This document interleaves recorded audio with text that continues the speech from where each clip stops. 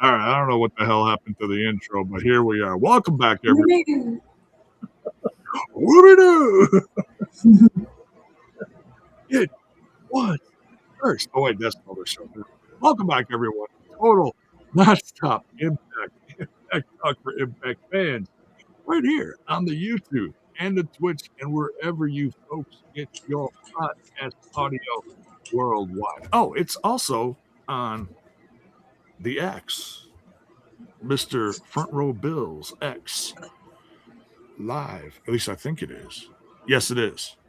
Okay. So wherever you guys are watching or listening from, welcome. Alisha's being ominous and spooky. I think she's like half 1 foot in the ready for the realm. alley return. She is. She is absolutely ready for the alley return. Feeling ominous. She's ominous. Ominous. Omnious. Something. Tomato. That's right. So, man, lot cover in the. How are you, Bill and Alisha, doing? Wonderful. Thank you, Bill. Yeah, doing good. Been a busy few days, but good to have some Thursday action today as we finish off the week with a lot of good things happening here in TNA. As obviously we know, it's a big weekend coming up. So a lot of wrestling going on out in Vegas right now. Oh, Vegas. What's happening in Vegas, Bill? Well, nothing too much, it seems like right now, but obviously wishing all the TNA talent out there doing well. We know we got a lot of the mind share of a lot of the fans out there. They're going to shows and all they're doing is talking about TNA from what it sounds like. So that's pretty awesome. I guess it's the hot topic. Yeah, whether you love them or you hate them, as long as they're talking about you, it's all good. And I get that quote from a little band called Motley Crue. That's what they've said their entire career. It's like, as long as they're talking about you, it's all good. But yeah, thank you, Eli. Absolutely. What a newsworthy Thursday. Let's talk. First of all, we're gonna get some housekeeping out of the way. And we haven't had one of these in a while, but I was feeling creative the other day in light of a certain comeback to the company. So we let the old creative bone juices go and came up with a little something, and it got approved, and it's in the merch shop. That link is in the description of the video. And what are you talking about, Jaybone? I'm talking about the latest design to hit the shop. It's a little bit of trouble. Trouble. So you can get this as a coffee cup. You can get it as a t-shirt. You can get it as a fanny pack, a sweatshirt, or a tank top, or whatever your little heart desires. There's like 200 things in the merch shop, in Spread Shop, that you can get this on. So if you want to help support the show, you like a little trouble, you're excited about EC3's return, and you want to help support one of your favorite podcasts, you can go to the link in the description and look up the latest Trouble. So lots of trouble. Thanks in advance. I'm definitely going to be getting one of those soon. And John Palmer showing off the emotes in the chat. Thank you for doing that. And thank you to our members. If you are any level member in a membership for TNI on YouTube, you can get those emotes and use them in the chat. It's a little bonus. And we are also going to be bringing back the Patreon. Stay tuned. Oh my. It's a work in progress, but it's in the works. The page is fired up, but there's no new content yet. we will let you guys know when the content is coming and what is coming. For those of you on the Twitch, there is also new emotes. There's emotes for non-subbers, and there's emotes similar to the ones in the YouTube for subs. So go ahead. We're here to help support one of your favorite podcasts. Yeah, let's talk about the big. We're going to talk a little more news. This was announced. What was it today? It was today, right? It was today.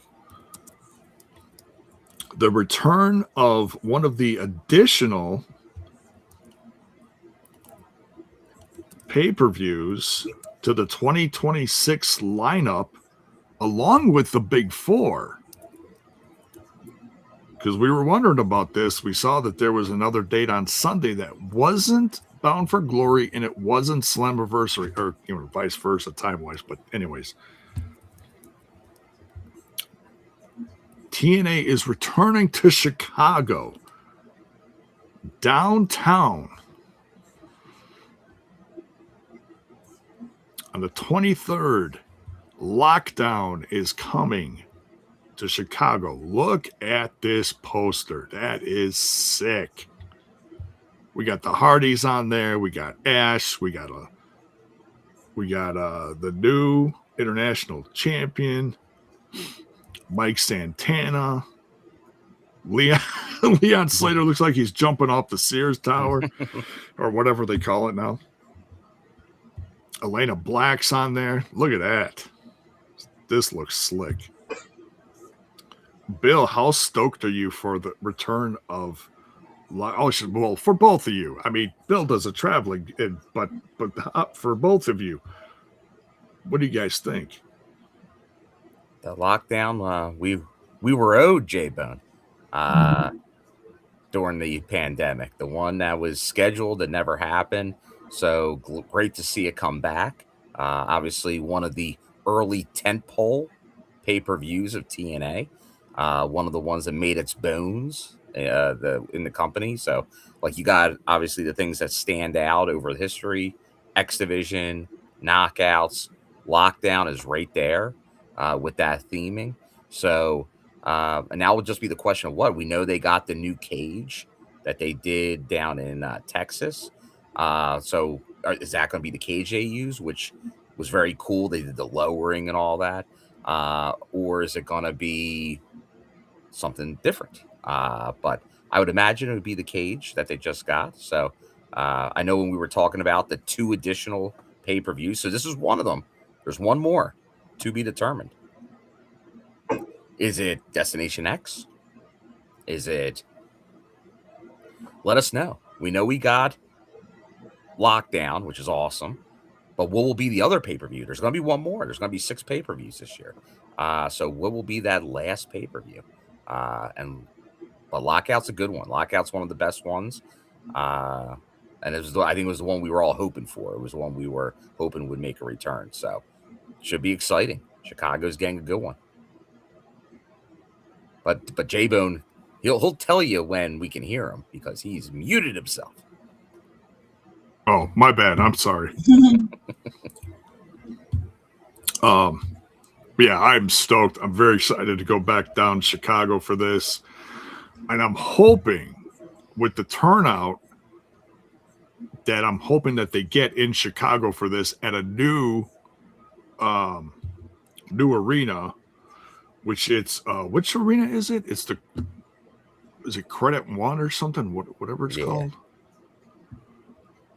I won't look it up now. But anyways, it's like an 8,000, 9,000 seater. Now, granted, I don't think they're gonna draw that many. They're probably set it up for half of that. That's what I'm guessing. But this should draw a good amount of people. I got a feeling there's gonna be a lot of hype. Mm-hmm. I'm hoping, and someone mentioned this in the chat during the live reaction, that they're surprised that TNA hasn't made their way up to Wisconsin. I'm hoping they do within the next couple years. I really do, because there's some smaller places. There's a brand new one that just opened this year that would be perfect for TNA. All they got to do is take out some of the seating down in front. They could use the stage for the entrance, and it would be similar to like the theater setting that they had at one of the last like tours from like a month or two ago, where it didn't have a typical arena setting. It had kind of a almost a Hammerstein ballroom kind of look to it. You know what I mean? Mhm. Yeah. So it's like a brand new theater setting, like a 5,000 seater or so, 3,000, 5,000 seater would be perfect. But hey, I'm not the booker. I'm just crossing my fingers someday that they can come back to old Wisconsin. Oh, Wisconsin for the bone. Because I don't think they've been in Wisconsin since Kurt Angle was in the company. And they came to some place down in the Racine Kenosha area, someplace down there. In Kenosha. Something like that. Long time ago. All right. Anything else? Bill, how was Syracuse? Syracuse was good. For you never know with April, but weather was good. Tuesday, Wednesday, not the latest. Yeah, Ray J here asking for Utah. I know when we were doing the reveal show, a lot of people, I don't know what people, if they were taking something, because we didn't really see Utah in there. But I know some people were thinking it. But once again, that's a place that you never know, because there aren't a lot of options. So that would be an interesting market to check out, just like Milwaukee. I know while I was up there were people talking about maybe Washington, D.C. That'd be a good area to get to. So I know there's a lot of them in play. But I know Syracuse, I'll always give a lot of credit because people tend not to think this way.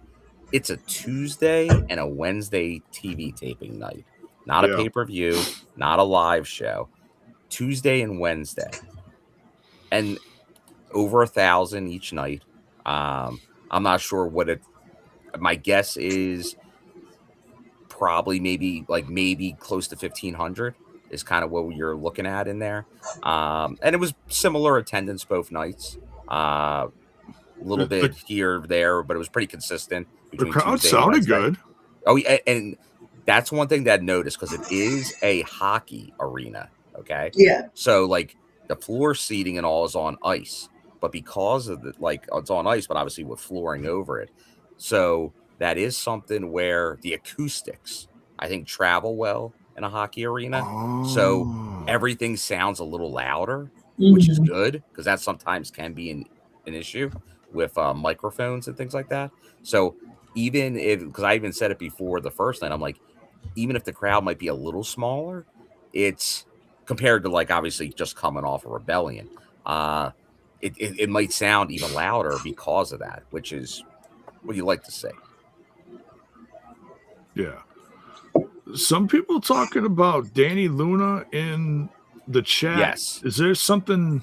There is. Danny Luna had advertised her first match since all the TNA stuff was going to be for one of the shows out in Vegas. Oh. But she had visa issues. Now, why do you think she had visa issues, J-Bone? I'm gonna guess because so I don't know everything about visas, but if I was a betting man, and I'm not, but if I was, I think it's gonna be a safe guess what you're about to say. If TNA was taking care of the visa. Yes, they were sponsoring the visa, the work visa. Right. So if they're taking care of the work visa for Danny Luna to be in the U.S. and she all of a sudden wants out, and TNA's like, all right, well, we're done with you then. Guess what? No one's covering that visa. Well, yeah, there would be no reason to. unless someone picks it up quick. And obviously, if she is having visa issues, then no one did. So, man, I thought that was what the news was going to be. That, oh, she's going to go debut for AEW. Yay. Well, yeah, obviously that did not happen. No. So, yeah, but not to say it won't, but I think that still puts it, like I said, like we know all the stories out there, but we saw this with some TNA talent before. Until they show up somewhere else, who knows? Yeah. I never put anything out of the realm of possibilities here, Jada. Yeah. But yeah, so that's the latest on the stuff for Danny. And I think as we saw during Rebellion and here, I think that's just, once again, I think you're gonna, like, I'll stick to it. Like, that was just because there was earlier visa issues which TNA had no control over, right? Delayed things. But I think you saw like where her direction was going. It was pretty obvious. Yeah. But we've seen that before. Like we were talking about like W. Morrissey the other day. Like he had a direction that was like a push that was going. And then people decide to leave for one reason or the other. But you can kind of see it, but it's going to elevate some other people that we're seeing elevated over the last few days. Yeah. So that's what happens. Yep. But yeah, that's the news there. That's the news there. So we'll see what happens. Hopefully for Danny, something works out, because obviously I think the plan, I would imagine, is for her to do more in the States. Yeah. But I guess until that gets maybe too quick notice. So maybe, and I can't speak to the timing of it. Maybe she thought there was time still on that, the one she had, where to get that booking in, but obviously that was not the case, it seems like. Yeah. Well, I mean, we wish her well. It sucks. Oh, yeah. But if someone's not going to pick up that visa right away, you're kind of shooting yourself in the foot, and that's kind of what she did. You want to, like, because once again, that was a requested release, right, supposedly. So you'd want to make sure you figure that all out before you do it. So that's the whole thing. Like that's, yeah, maybe you stayed for another loop or two, but then that would commit you. Because like I said, I'm pretty sure that she was definitely going to be on her way to a Knockouts title reign. So that's the only thing, because then you are committed in it, because you don't want to have a situation which we've seen before where a champion requested their release. Right. Now that's pre-Anthem for the most part, but you wouldn't want to see that again. So. Yeah. So, and now one other thing, personally, I just want to show off. Now, this is not bragging. I'm no custom aficionado, but I did get something in the mail today, so I was working. In the mail? I was working hard at this. There's the head sculpt. This is a head sculpt. It's a work, like I said, it's a work in progress. It's not done, but I was working on getting the colors done for, this is going to be, if you can tell by the ponytail, Mike Santana. It's going to be a Mike Santana action figure. Nice. And what's nice is I already have 2 AEW figures, and they're fairly easy. Yeah. So, it's pretty easy to pop the head off, and all I got to do is pop the new one on. But yeah. So the hardest thing was getting the skin tone down, and then finding something for the hair that wasn't going to be, ridiculous. So, because I got a lot of different colors, it was just figuring out what looks, you look at the color of the marker there. I got like a bunch of paint markers. I'm not good with a brush. So, don't sell yourself short, J-Bone. You could be you could be the new Power Town. You might get to it quicker. Oh man. I tell you what, Tracy, Mrs. AKA Mrs. Bone, and I were talking. It's it would be an investment, but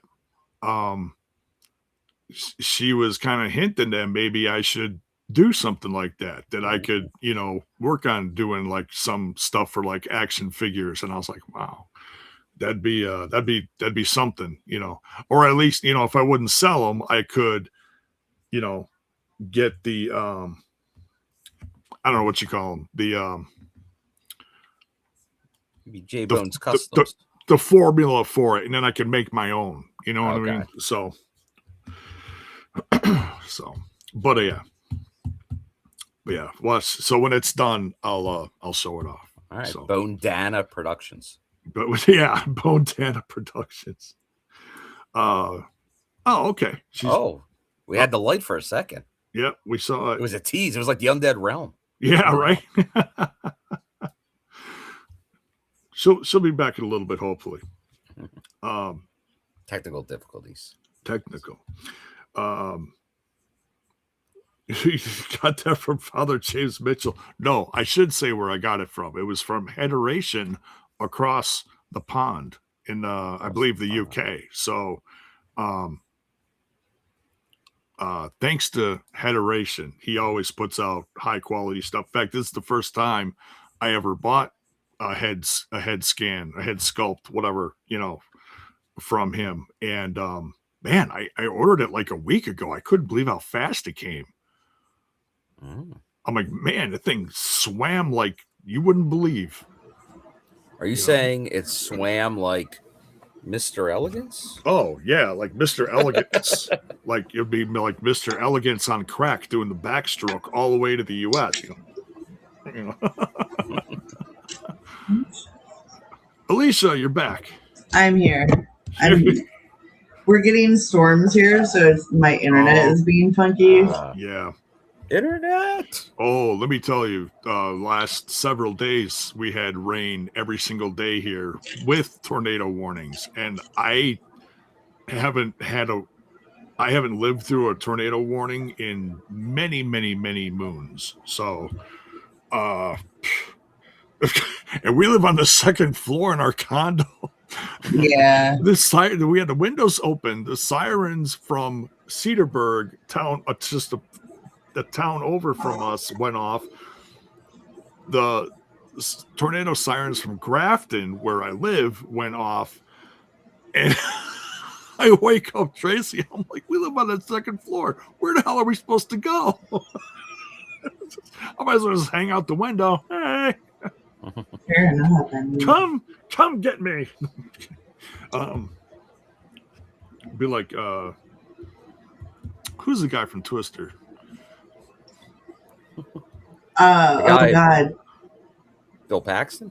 Bill Paxton. Just walk up to it naked and throw the bottle of Jack right into it. Never hit the ground. Just what I'm doing. No one wants to see that. Anyways,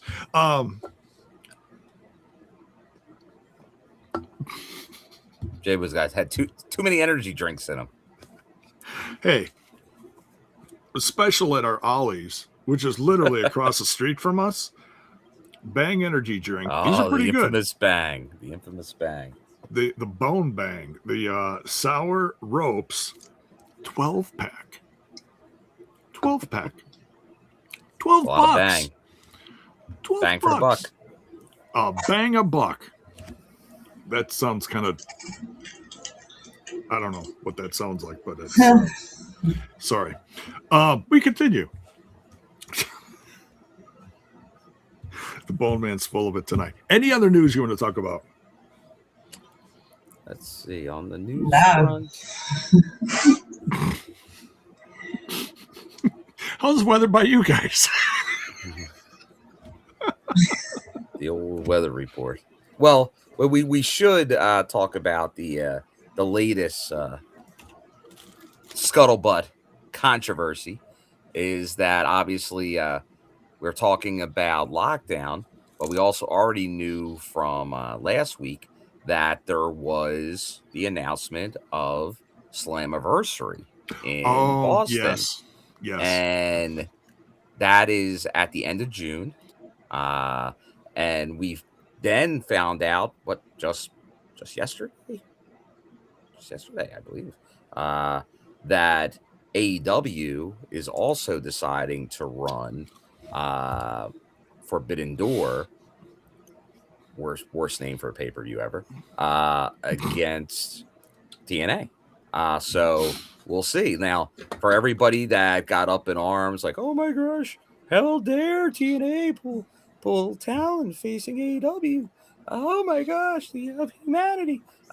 Well, I think that may have played a part in it. But there's obviously, like I said, I've been saying here for a while that was long overdue. Because if a rich, petulant child can't book indie talents in a fair way, then there's no need to do that. So that is that should be the prerogative. You can't have champions. Like, it's one thing if they take losses, unacceptable.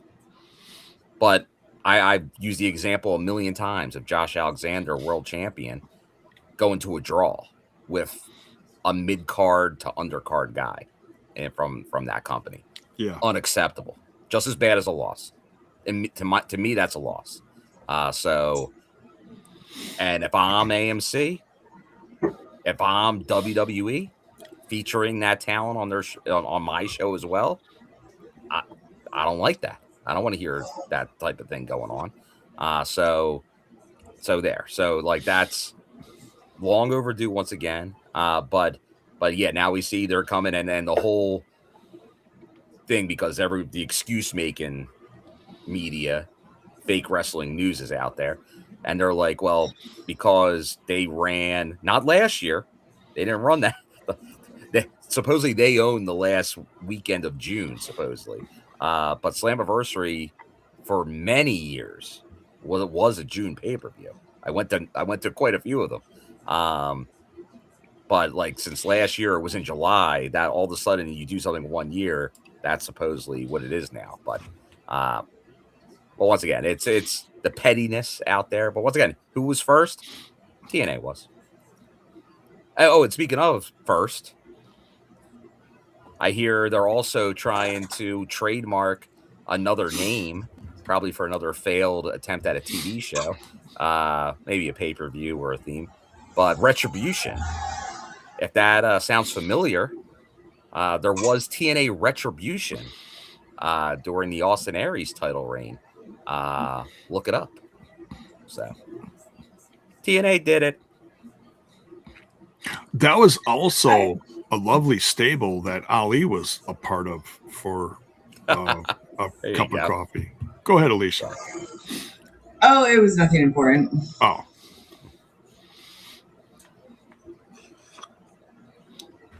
Terrence Sullivan says Slammiversary should have stayed in July. It doesn't really matter. It's the summer pay-per-view tempo. Anytime from towards the end of June through kind of mid-July, you don't want to go too late. But it could honestly be anywhere from late June to probably early August. That's kind of the time frame. Depends what makes sense. But we know what we'll be watching. Yeah. SummerSlam. Oh, I mean, Summerversary. Settle down, Jada. Come on. Summerfest. Oh, wait. No. All the summer names. J-Bone will get it eventually. It's Milwaukee's world famous Summerfest.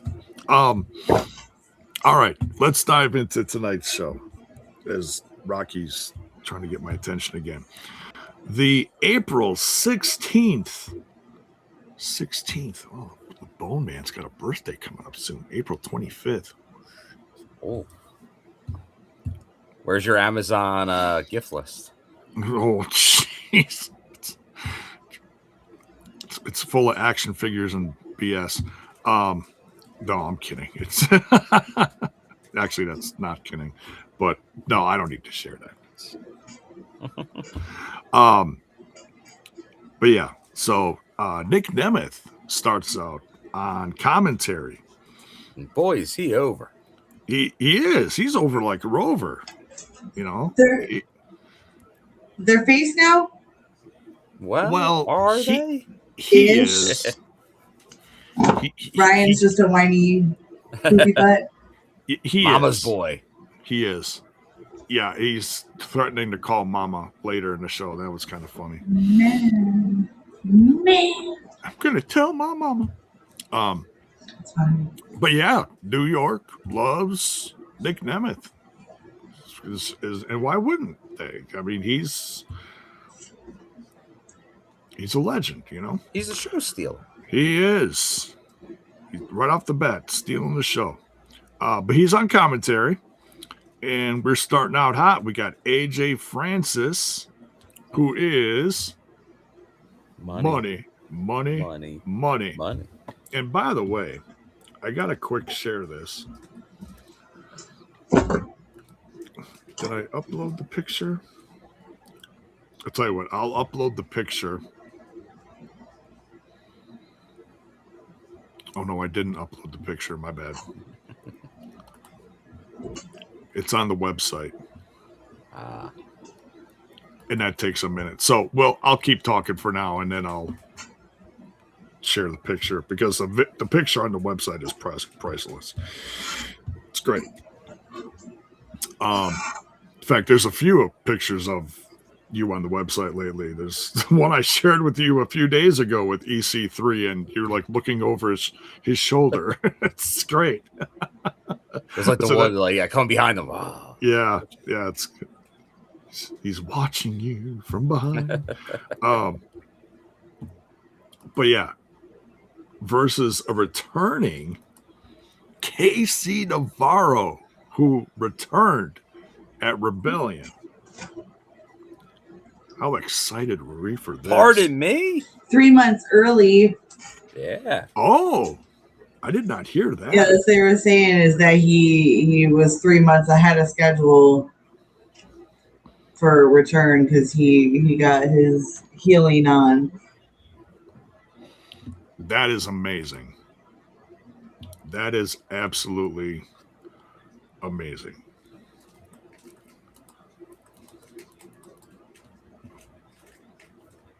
Man, this page takes forever to load up. But yeah, so guys, what'd you think about the KC Navarro versus AJ Francis? I think it's safe to say it was starting the obvious. Welcome back to KC. Always good to see him.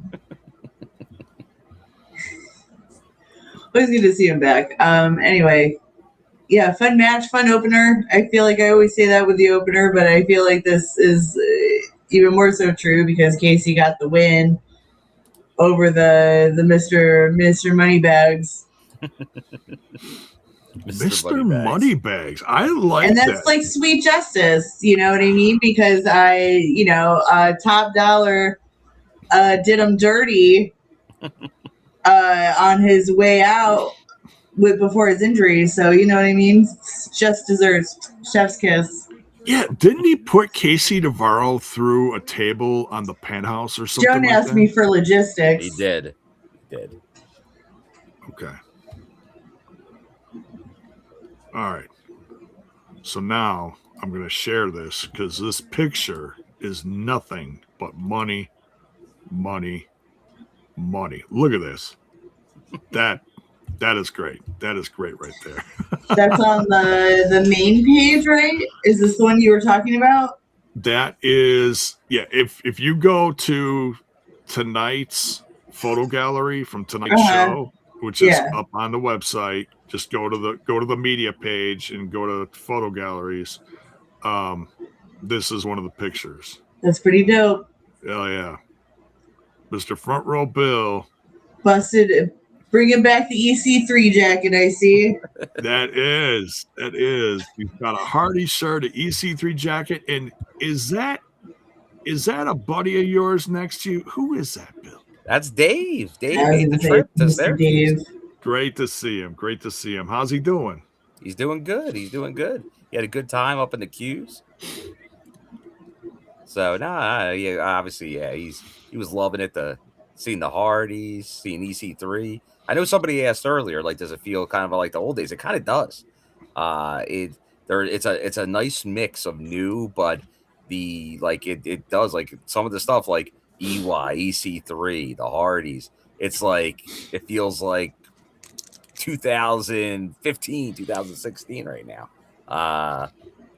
No, it's good because like that's obviously like a lot of where, like, obviously I was going to TNA before that, but that's really what kind of like where I kind of went all in on TNA, even more so. So that's a very like that era is very close, but obviously as it evolves and we see like, but yeah, you're still talking like that's like the early like as EC3 like towards that winding down. That's when Moose kind of came on the scene during the end of that. And then, but obviously him, Eddie, Lish, Rosemary, they've all carried kind of the baton during it. And then we've had these returns, which have been great for the company. Plus all the new talent that we're seeing. It's an exciting time. And like and then the venues, because like these are the right ones, because even when they had that momentum back then, like even earlier, like, but they would still do like too big of venues for some of the shows they were doing, and getting like where you would get 1,500 people, but it was set up for 9,000 people. And then people are like, nobody's there, because no one was kind of thinking that through back then. But now they've got a lot of smart people kind of behind the scenes. And I once again, we liked a lot of people involved in the company that are no longer here. And I think they did good at a lot of aspects of their jobs, but they needed people, not just wrestling people, which they still got.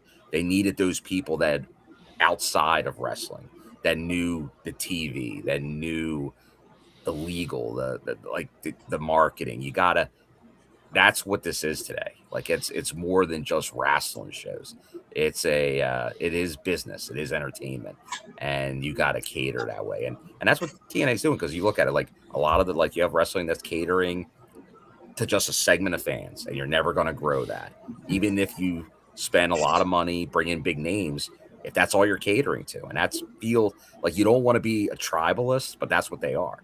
They're become like these companies but like, and I know people will knock the WWE model, but they do try to go for the more casual fan. And that's the lifelong thing of this, is how do you capture interest from casual fans?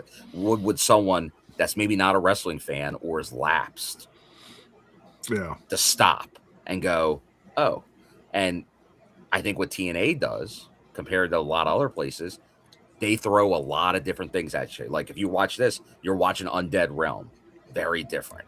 You're watching your very technical match wrestling. You're watching comedy. You're watching you get all these different things, and they lean into everything, as opposed to for like if someone's turning it on at 9 versus 10 versus 10:30, they might get a little bit something different, and maybe you capture them. And you know what? We haven't even talked about the biggest news from last week, J-Bone. But in talking about this, it's the perfect time. Most watched program on cable television. Oh, teenage audience. Nice. TNA is for the youth. They are getting to a base, like, and once again, there's some mixed one, but still like from like teenagers, young boys, even girls, but then like not to like, there's those demos that everyone's looking for, the ones that spend the money. That's the key. It's the who has the power of the purse. Right. But you're getting the ones that are just getting into that will, like, they're mid-teens, late teens, even into their early 20s. Like, and I think even through like through the whole 20s. That's the future wrestling fans. That's who you should be going after. So they are really, and Critical Sting, you haven't seen that yet. They're going like they got the best cable numbers. Oh, Uncle Dave had an aneurysm. He like, this can't be right. The metrics must be incorrect. Well, and any metric that works for me is great, but TNA just won in cable among the youth, the two Utes. The Utes. So no, they were like, and I know TNA. I don't think they might be doing it internally, but man, if I'm them, I'm putting stuff out there. I'm targeting, like, you go to advertisers right now. Go to all the advertisers that are aimed at the teenage demographic Right. and go after it. Manscaped. No, just kidding. That's one you don't got to worry about, JAYBONE. Peach Fuzzscape. Right. Oh, we lost Alisha. All right.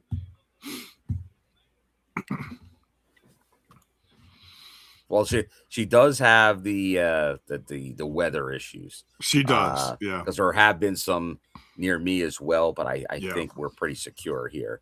Yeah. It's not as bad. Yeah. Oh yeah. Just anybody is gonna just lose their mind over anything positive for TNA. All those guys. But hey, we're used to it. That's honestly, if Right. you're a TNA diehard, like if you're a long-term fan, even if you're a newer fan, you're going to kind of feel it, because that's what TNA at times has always been treated. Yeah. Number one, that's right, Eli. Number one in cable and teens at Dave Meltzer is freaking out, man.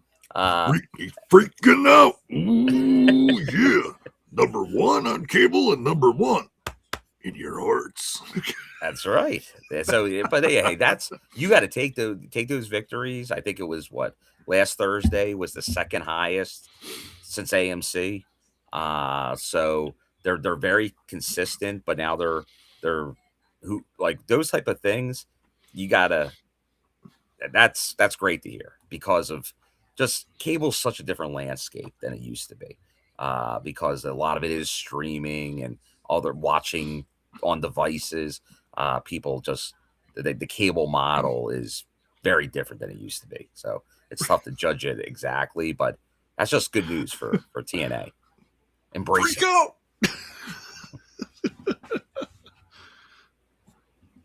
Oh man, I miss Macho. I really do. Man, good stuff. I know he spent a cup of coffee in TNA. He did. I wish he could have spent more. I wish he was healthier and more up for it, or whatever the case was. Yeah, I think technically his last match was in TNA. Yeah, it was. Wild. But yeah, so Casey Navarro with the comeback win over AJ Francis. Yeah. A little help from a from a good brother, like you say. Not that good brother, but you know what I mean. But yeah, so then we get an EC3 promo next. I am so not used to this. I was so excited to see this. I was just expecting to get the match, but we got an EC3 promo. That's what we were talking about for Rebellion. Like, because obviously we got the news, they announced them late, but like not with like really a promo or any, like only some of his social media stuff he started posting. Yeah. And he's all over that. Like if you notice tonight, if you follow EC3 on any of his platforms, he was all over like the show, like posting about the show, like kind of giving comments, responding to people, because he's very interactive like that, which is that's very helpful. And he's gonna help support the brand too. He's a brand man. He is a brand man, and that's great for TNA, because like people obviously, like there's the stuff we talked about earlier with Mania. So pretty much people, because it pretty much became an AEW main event at the very Sully WrestleCon, which once again, as I said the other day, has no room to talk based on history with TNA. Yeah. But pretty much became an AEW main event, and all they were chanting was about TNA during it. So, well, yeah, like, they wanted that TNA talent bad. So, of course they did. Of course, yeah, that's kind of what you get. But the only thing that I think that I would have wanted to see is the House of Glory show, because I heard that, and I don't even know when it is this week. I don't know if it was tonight or Wednesday or what, but I think it was. Well, that's the one with the Hardys and the Good Brothers. Right. Yeah. Were they wrestling each other? They were, yes. Oh, okay. Because it said the Hardys in action. It didn't say who they were wrestling. That's who they were scheduled to wrestle. Oh, okay. All right. Because I didn't see. Things could always change. I can't confirm or deny, but like as we said the other day, like getting the promo here from EC3, because that's the key with EC3. You got to let the guy talk, right? Because that's what he does. You give the man the stick, and he takes it. Right. So that's what we need more of. So I think we're going to get a lot of EC3. Like we're going to hear from EC3 a lot because that's how he'll reestablish himself here in TNA. So he said, so the main point of this was, he said, this is not a comeback. This is a crusade. And that he wants to finish what he started in TNA years ago. So I think that's pretty cool. Yeah, because everyone goes with the, like, hey, you win a title or two. Oh, talent's been there, done that in TNA. Go somewhere else. This is kind of the opposite of that. It's saying, no. Like we see with Moose and stuff. You can forge a legacy here in TNA. Absolutely. The right people can do that. And it feels like EC3 can join the Hardys, can join Moose, can join Rosemary, can join these ones that's their affiliation. They are TNA. Oh, yeah. For life. Yeah. So yeah. And that's we're gonna see EC3 later tonight. So then the System's cutting a promo in the ring, and they're knocking down Leon Slater. They're knocking down Moose. They're saying they're stupid because of what they pulled off. I mean, it didn't go all the way that they wanted to, but the System was showing off some new tag team titles. So that was pretty cool. And I will say this, I'll give this. Like, obviously, we've seen Brian Myers as tag champion before. Like, so he fits the bill. But I'll tell you, when you talk about guys that need titles, guys that don't need titles, Bear Bronson with that strap, it sends a message. Like, Bear Bronson looks right with a title on him. Like, it just absolutely look like him. He carries the title well. Like, some people, it's just there. You don't notice it. Like, him walking around with that belt, it's noticeable. So he's giving, like, it's adding to him. Like, he looks like more of a badass carrying that title. And it's great to see it on Brian Myers, too. Oh, I mean, the guy's been around for so long, multi-time tag champ, in a few different companies. So, TNA, WWE. Someone call him a tag team specialist. Oh, there you go. Yeah. So you got as a tag champs, you got another example of teacher and student. Yeah, literal teacher and student here. Right. Yeah. And it's so many times TNA puts those two together, and it couldn't be better. So it just makes sense. It's a great way to feature one of your hot new wrestlers, superstars, whatever you want to call them. So yeah, it's great. So Leon Slater and Moose are out there, and they're like, yeah, well, we're in our gear, you're in your gear. How about we have a match? And then all of a sudden, Daria comes out, Miss Shut Up, I'm talking. And all of a sudden, I got a real bad feeling. I was like, you're sitting there begging for a match. You're outnumbered, and I don't know, maybe the odds aren't looking very good. And as soon as I was thinking that, Sure enough, Daria Ray makes a 4-on-2 match. And the look on Moose and Leon Slater's face was priceless. They were like, oh, yeah, it's like, guys, be careful what you ask for. Especially, if Santino's out there, he's like, you summon a gun. We're going to have a Moose and a Leon Snickers, or whatever the hell you want to call them. Versus Cedric Alexander's and Eddie Edwards, 2-on-2. Yeah, you got people outside, but it's going to be 2-on-2. But no, Daria Ray is running things now. So, yeah, she doesn't let the inmates run the asylum. You got to watch what you're asking for. All right. I think Alisha's back. She's working on her stuff.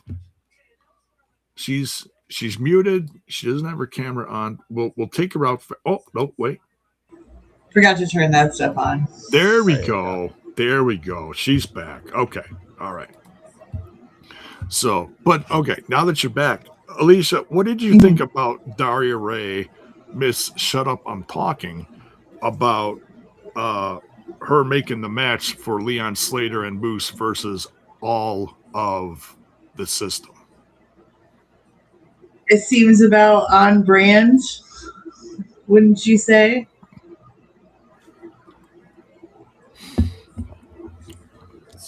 Yeah. And also, I wasn't here for when it all went down, but I called it about Alisha. Oh yeah, yeah. The turn. You did. You sure did. It was just. It was just a matter. I definitely thought they were going to play the long con, but snake's a snake. Doesn't matter what kind of grass it's in. So, because we didn't have you here for the review of but did you watch the footage? What happened at the pay-per-view of how it happened? I saw clips, yeah. Okay, so what did you think of how it went down? I mean, yes, you were correct. What did you think of all that? I mean, what else could I add to it other than, yep. Yeah. I mean,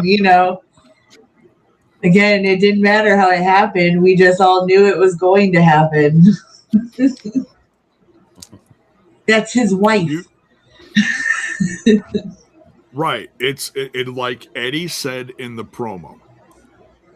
She is his ride or die. Yeah. And also, they have a history of her not being on the same page and then being like, all right, yeah, that's cool. Hello, Kendra, the kendo stick. Kendra. Right. She's coming out pretty soon. Oh, as she should. Right. The pink kendo stick, yeah. It had googly eyes, lashes, lips, and hair. Did it? Yes. Did it have It was like a little puppet.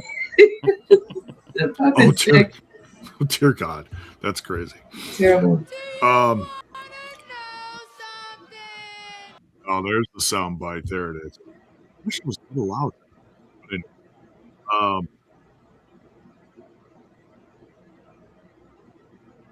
So yeah.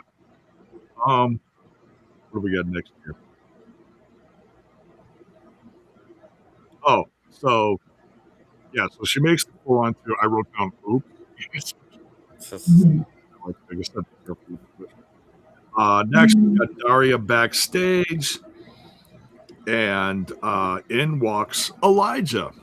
And this is typical Daria. He's like, hey, considering what went down at the pay-per-view, and they showed how things got out of control. Now, we talked about this a little during the review, how it is referee's discretion, but things really did get out of hand.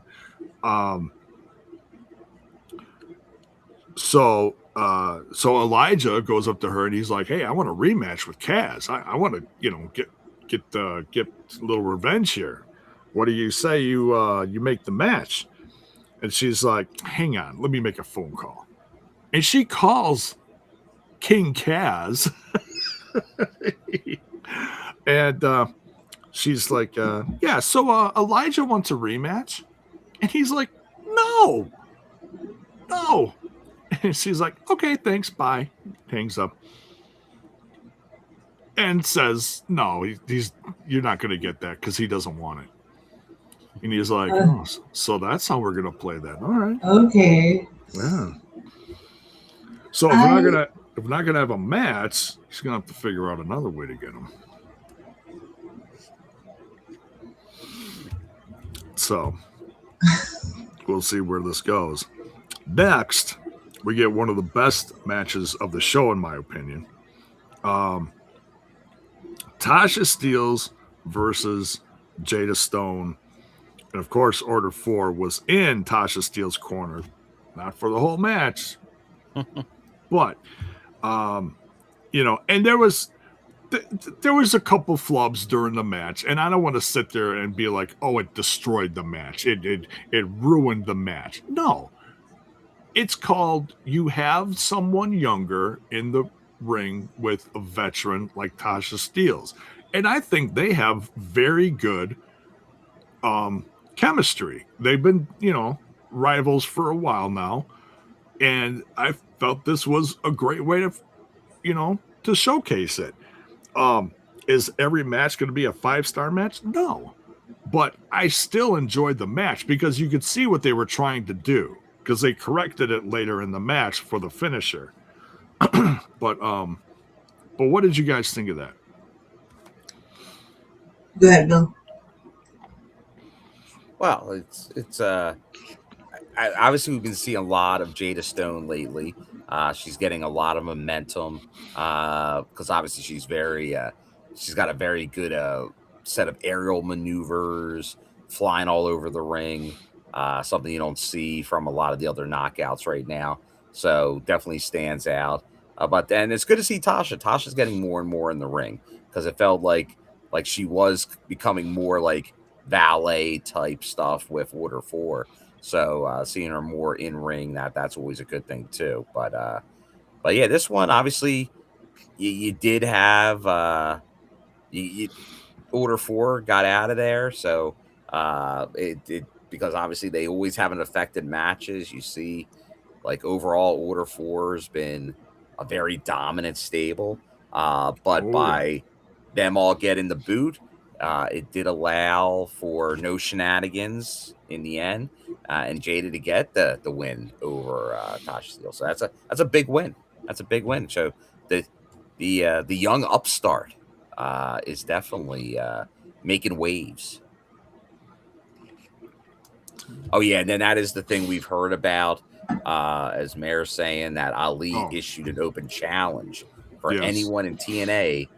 Or or on the independent scene, which obviously another little shot to certain things going on out there, can challenge for that international title, which is good. Like that by rebranding that belt as the international when they did it, that's what you should do. Like go international with it, bring in international challengers, go out there, make it a traveling type title.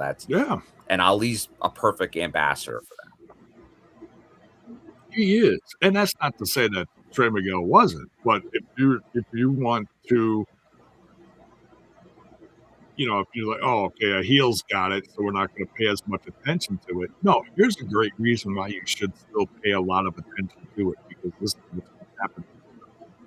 So yeah, I can't wait to see what they do with it. Whether it's at pay-per-views or just tapings, see some new faces, and maybe it'll be, they'll kind of make it tryout matches, like a silent way of doing a gut check without saying gut check, because gut check. That was as much as I liked it, that did nothing for TNA back in the day. You saw some new faces for about 5 minutes, and then all of a sudden they all went bye-bye. So. Well, But anyways, yeah, it was a weird mix like that one. It was more of a storyline than a real thing. But like the gut checks they've done recently, like where we saw Jason Hotch come from, like they were really doing something with gut check. those were good. Those are fine. Yeah. I'm talking about like You're talking about the old school one with Pritchard and stuff, and my standing on Pritchard. That was one of the biggest negatives. And Al Snow and nothing against Al Snow. Al Nothing Snow's against great. Al Snow there, but yeah, like that, like it was just too. It was a bad storyline gimmick. Right. Like they were trying to be a reality show within a wrestling show for those segments, and it was bad. Yeah. So, all right. So yeah, great match, big win for Jada Stone. Great way to feature your one of your newer talents, and it's an absolute bump in the right direction for her. So, now we get into some craziness. We have two big segments, of the Undead Realm. First one here. First we see first we see this very unique individual, tall, lanky girl. She's got a whole crazy like gypsy goth get up with some like horn thing in her hair. And I thought for a second that was Mila Moore with a new get up because she spent too much time in the Undead Realm and like they got her. But no, I was wrong because we see her later. So, because I wrote it down, I'm like, was that Mila Moore? And it wasn't. It wasn't. But Victoria, she runs into a zombie. She has a great scream, though, I gotta say, because she did really well in this whole chills segment. It said chills down my spine. I was like, oh.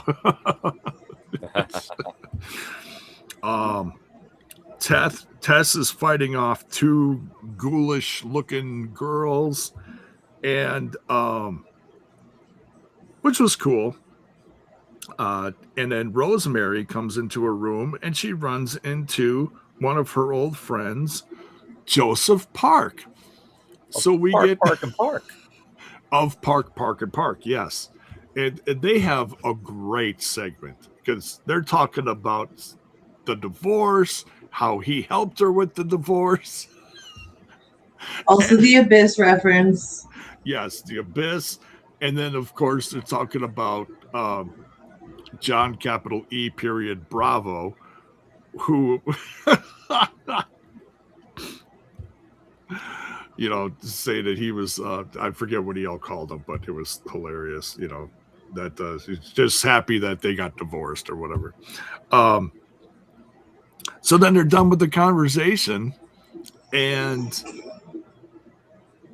she's like, where are you going? He goes, up north. That's a great line. I popped for the up north. I popped too because that's his job. For those of you that don't know, he is behind the scenes producer in the WWE, I believe on SmackDown.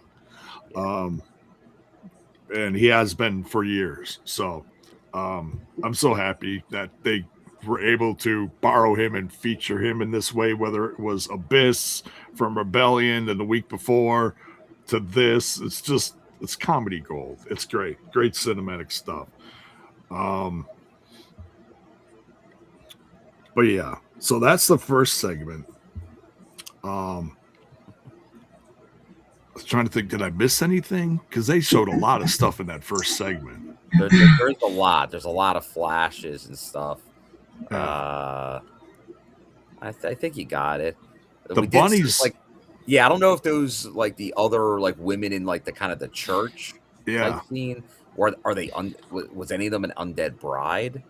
That's what I was gonna say. It gave Sue Young Undead Bride vibes. Because we know obviously it was Sue that took out Allie. It was. You know what? Comeuppance? that first one that went after Tessa, I thought was Wendy Chu in disguise. Mm-hmm. Do you remember Wendy Chu that used the Evolve title? I think. That's what I heard. Congrats to her. But yeah, it looked like, I'm probably wrong, but that was like the first thing I was like, oh, it kind of looks like Wendy Chu with her hair down or something. I don't know. But I do want to see who, obviously, the woman, like, I assume it's a wrestler, but it's not anybody I know. The tall one? Yeah, like, it's because obviously cool look, almost like reminiscent of like Lucha Underground in ways. Like, I feel like that was somebody I could see it, like Mariposa. Do you remember Mariposa? Like from there, like someone like that. It almost gave me the vibes of. It was a deity representation. Something, but yeah, whoever it was, it walked. Oh, and that was the thing. Mara Sade was walking around with Rosemary as well, and that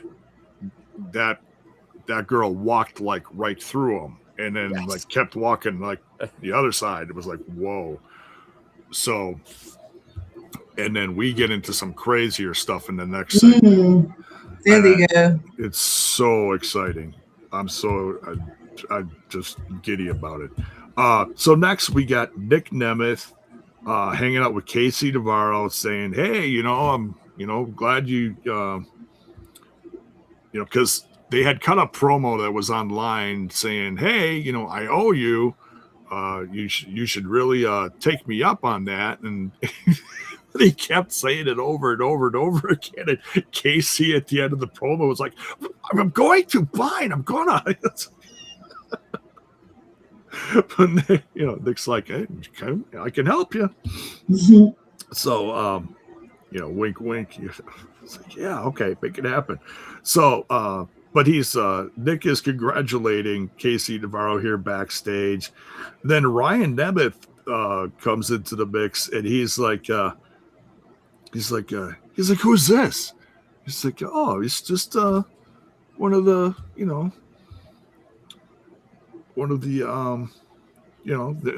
new guys on the roster. He had an injury. He came back, and I was helping him. That's all. Ryan's almost a little jealous here, I think. Like, oh, who is this kid? Well, hey, he might be a better little brother. It might be. Have that. Oh, man. Might be. There's only room for one little brother in the Nemeth family. Yeah. Oh, this is El Juggalo. Whoop whoop, says EC3 is a special guest referee for JCW's Strangle Mania tomorrow. Well, that's interesting. Whoa. Okay, and that's part of Mania weekend. Okay, nice. I keep forgetting that that's a thing and that is actually currently happening. Like, technically, if people aren't familiar, a lot of the indie shows start like tonight. And it lasts, I believe some of them will even last into Sunday or the following Monday. Yeah. Yeah, that's typically they have some kind of like some day after Mania show, like in the morning, isn't it? Isn't it usually like the pancake show or something like that? Well, that's GCW did what was it? FA's Pancakes and Pile Drivers or some shit like that, or All Gay Brunch. Oh, okay, yeah. That was FE's Big Gay Brunch. That was the Sunday morning GCW show, I believe. Okay. But who knows? I mean, it's gotten so crazy nowadays, and are they even still doing that? Like the indie shows running concurrent with all the stuff going on for WrestleMania, and then they do the WrestleCon on top of that. Yeah, there's actually, I looked at the schedule on Triller, and there's a lot of stuff that I haven't heard about. There's actually one big thing that I used to be kind of into for a while is the return of not New Japan. It's what is it called? It's a Japanese company, but it's the American version of it. Oh, Dragon Gate USA is coming. Really? Back. Yeah. That's interesting. They've got a show. Progress has got a show. I think it's CMLL has a show, and I think Tessa's a part of it. Don't quote me on that. But but there's a lot of different shows that are happening, and not just related to GCW. It's a lot of international stuff that's coming in. So, well, I don't watch GCW, so that doesn't matter to me. Like, it's like the scene is kind of dwindling, so it's always good to hear about new things that might be going down. Yeah, and if you're curious, Triller has day passes that you can watch, like because there's like what four or five shows going on during the day, and they have you can like it's like shows back to back, right, right. So and it's like one price per day for all the shows of the day, and I think it's like $45. It ain't bad, depending on what brands you want to watch. And so yeah, you can go to Triller.tv and go check that out. I was looking through some of them I never heard of, but that's where I saw the Dragon Gate USA, and I was like, oh, that's really interesting. So Japanese stuff, there's Mexican stuff, there's GCW stuff, all sorts of. So yeah, there's something for everyone. So yeah, props to whoever put that all together, man. I hope Triller's gonna get some bank off of that. Looks like good stuff. But yeah, so next we got okay, so Ryan Nemeth jumps in. I forgot there's the system comes in, and they start messing with Ryan, Casey, and Nick, and Bear gets in Nick Nemeth's face, and Nick Nemeth doesn't flinch, nothing. He's like, hey, you feeling froggy? Let's do this. So that sets up a match for next week. We're getting Nick Nemeth versus Bear Bronson. And I'm going to go out on a limb, and I'm going to say first time ever. Yeah. Probably, eh? I believe so. Very excited about that. Next, Santana comes down to the ring. Nice pop. He's kind of in his hometown, New York area. And he's wearing a Yankees jersey, which I thought looked pretty cool, So yeah, nice walking through the crowd, and he's like, yeah, it kind of similar to what Ali was doing, and he's like, I want to be a defending champion, and so he's like, he wanted to offer up a chance for someone that he really loves and respects on the roster, and someone that is kind of like he wanted to give his flowers to and have a match with. So he calls out Rich Swann, and I was like, oh, there we go. Former world. I think some people forget Rich Swann is a former world champion.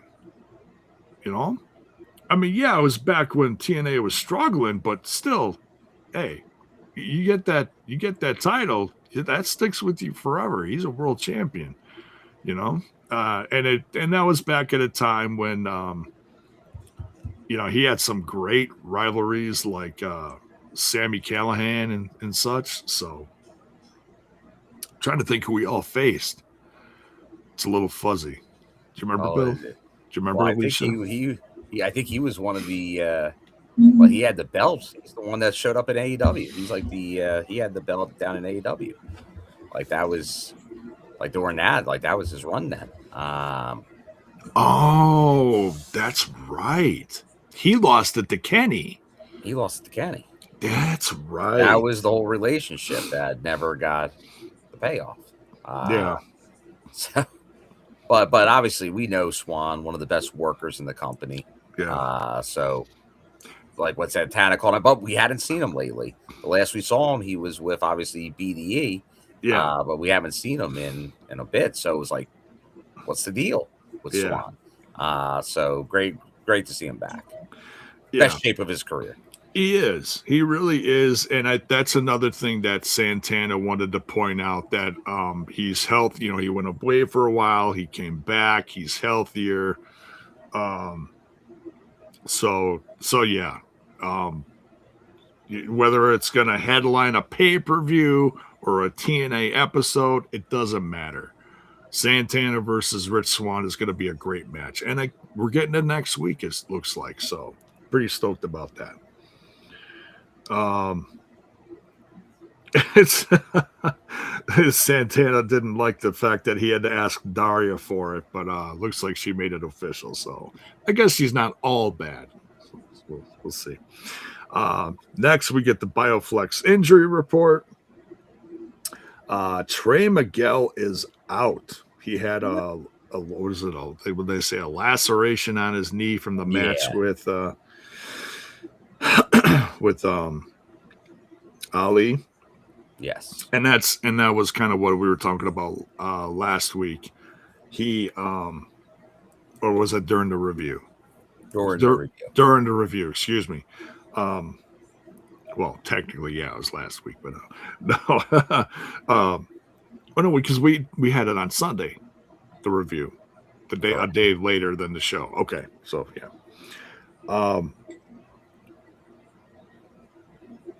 But yeah, so he was in the hospital, and oh my God, drawing a blank. Bravo and Ingrid, thank you, were with him the entire time because he was there like all night waiting to get taken care of, and to get his knee stitched up and everything. And that's what the picture I shared was. They were with him at the hospital, which is incredible. So yeah, and speaking of John, capital E, period. He was also named the star. The All-Star. He was named the All-Star by Carlos. So kudos to Johnny Bravo for obviously working that gorilla position and getting everything done. So kudos to one of our favorites. Yeah. Through any moniker, Alpha Bravo, Johnny Bravo, on camera, backstage. And it is nice because there's been a lot of talk about this divorce lately. So I think it's their way of trying to cheer him up a little bit too. Like, hey, everyone's talking about Rosemary. We gotta cheer up Bravo a little bit. So, wink, wink. Hey, the other thing we didn't get, like obviously we're saying, well, maybe Sue Young with the Undead Realm stuff. Can we get a Bram appearance? Oh, old Thomas Latimer. I saw him in a match and I kept yelling Bram, and I don't think he appreciated that because I couldn't remember. I wanted to be Bram and still think it's 2006. Yeah, Bram Latimer. Why not? Oh yeah. I liked him, Oh, I was big on Bram. I remember back when it was the Bound for Glory in North Carolina, and they did the thing, and it was when Corrigan was there and that crew, and they were actually taking fans, they actually did almost like a little press conference, and we're going over the card. Where would you place this match, or where would you do this? What would the advice? And I was and this was when Bram, this was early Bram, and it was push Bram, that guy, he's got it. And then I think the next week it was that the year he got the year wrong, and then that stuck with him for a bit. But he's always been I've always liked Bram. So. Well, and I was a fan of his going way back to Big Con. Big Con and him were the original. Oh shit! What tag team was that? You're asking me to think at 1:10 in the morning? Yeah, I'm sorry. That old NXT tag team, then they brought him up to the main roster and they destroyed him. Yeah, they made him look like which one? They made him look like Legion of Doom, right? Except crackhead version of Legion of Doom. Yeah, the Ascension. Thank you, the Ascension. And the old Ascension when it was Bram and Khan, it was great. It was next level. But then he got fired, and they put Vic in the same spot and kind of made him look like Bram. And it worked, but, you know, I was still a big fan. They just destroyed him. That's all. Yeah. Oh, yeah. Good old Ascension days. That goes back to like 2012. Holy crap. Yeah. Unbelievable. And before. Anyways. So, yeah. Okay. So, back to the injury report. Hardys are out because of the match that they had with the Righteous and the tag team match. So, they're, you know, double, triple banged up. Indy Hartwell is cleared, good news, but she's still suspended. So who knows when we're getting Indy Hartwell back? You know, is it going to have to be someone above Santino's level to bring Santino and Indy Hartwell back? You know, is Indy Hartwell, is Daria Ray going to suspend anyone else while we're waiting? She seems to be on a roll. Don't piss her off. Next, we get a very emotional promo from Lei Ying Lee, talking about that she didn't just lose a tag team partner as one half of the Angel Warriors in Xia Brookside, but she lost a best friend. So now I missed this. What happened? Fill me in. I didn't see any clips. Okay, so during the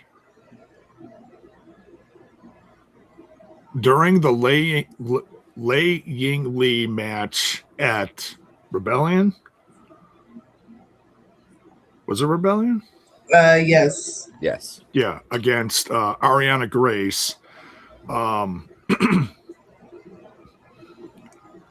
Brookside was at ringside, and then all of a sudden, Lei Ying Lee did one of her signature moves or a finisher or whatever it was to Ariana Grace, and all of a sudden Xia Brookside grabs one of Ariana Grace's boots and puts it up on the rope.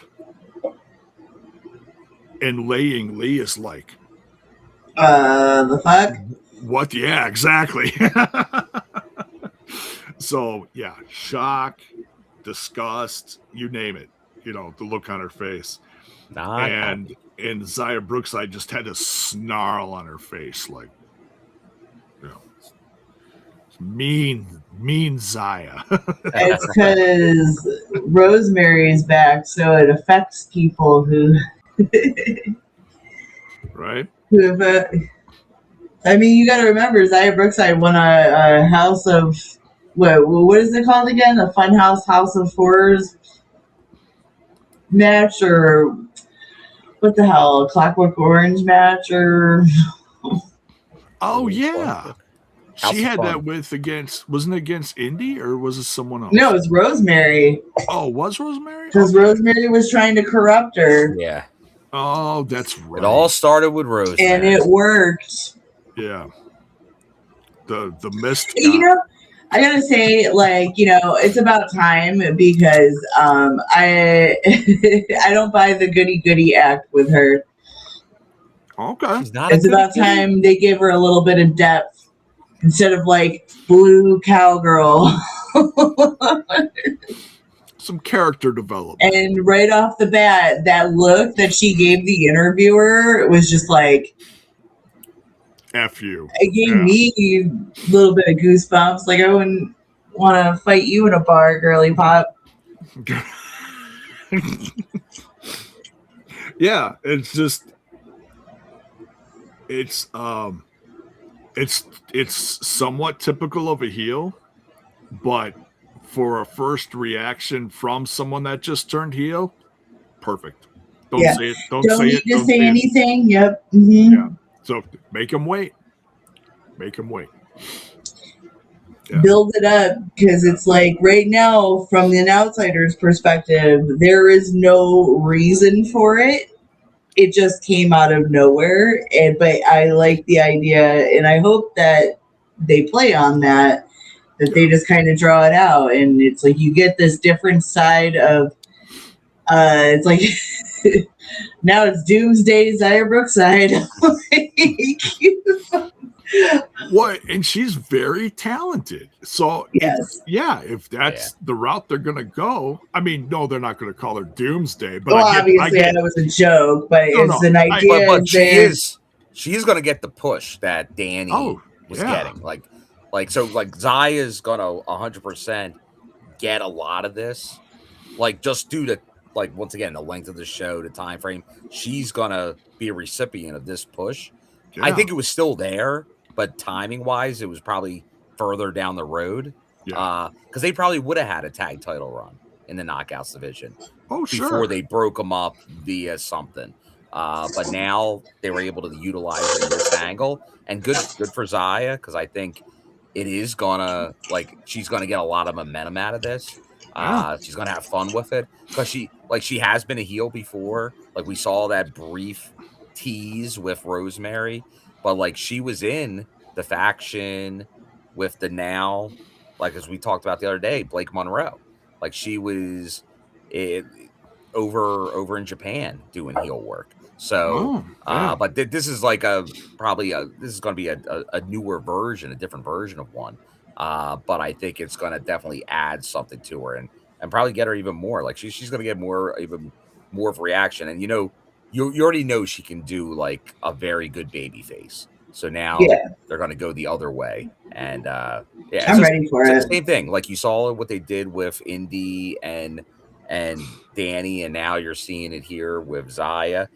And as people said there, just the reaction and stuff from Laying Lee, she's come a long way from when she's come to, obviously she's already been Knockouts champion, but just seeing kind of what she's doing, and you can feel the emotion from her in all this with Zaya. It's you feel that is her person.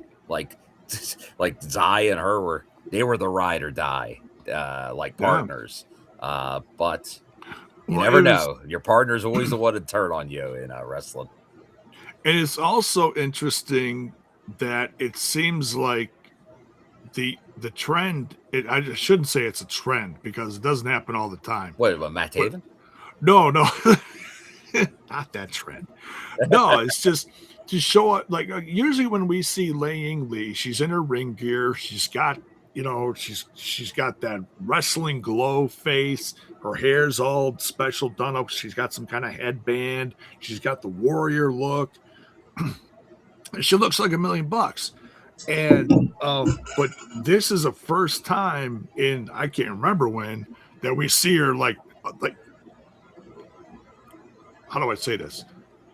Stripped down, no makeup, no hair done. She looks real, and the emotion is coming through a lot more when you don't look like you're ready for a WrestleMania match. You know what I mean? Mm-hmm. So there's that too, but yeah. So it went straight from the Laying Lee promo to Gia Miller backstage with Zaya Brookside. Why'd you do it? Nothing. Absolutely nothing from Zaya Brookside. Apparently she's going to get a featured segment next week and she'll come down to the ring. And we're all waiting to see what she says because we don't. Zaya, you got some splaining to do. For example, J-Bone. Uh-oh. He's got the itchy fingers today. We'll get him back here. We'll bring him back. I didn't do it. I didn't touch nothing. I didn't do it. I didn't do it. That's the sound of a guilty man right there. I gave him my tech problems, apparently. He's got those fingers. He's got those... talking fingers. Something. No, it's just my. He's connection. A button pusher. Yeah. I'm pushing all the buttons. How's that song go? Anyways, So, what was I saying? Before What I were you saying, lost, Jada? before I lost myself. Literally. Anyways, sorry, Brookside. We get the segment next week. Yeah, next week. Yeah. So, all right. Now, what I thought was going to be the headlining match was not going to be the headlining match, but and we really didn't even get a match, which was kind of upsetting. But we get EC3 versus Eric Young. Should we just keep going or wait a hot minute?